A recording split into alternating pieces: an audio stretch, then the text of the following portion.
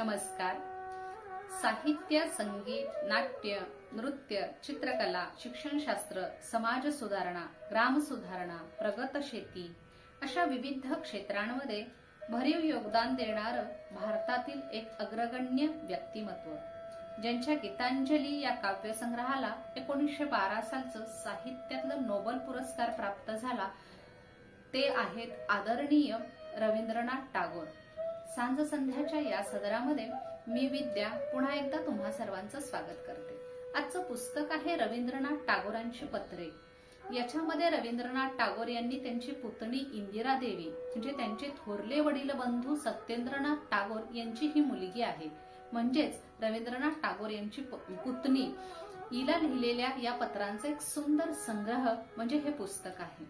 खरं तर हे पुस्तक बंगाली भाषेमध्ये आहे आणि त्याचा अनुवाद विलास गीते यांनी केलेला.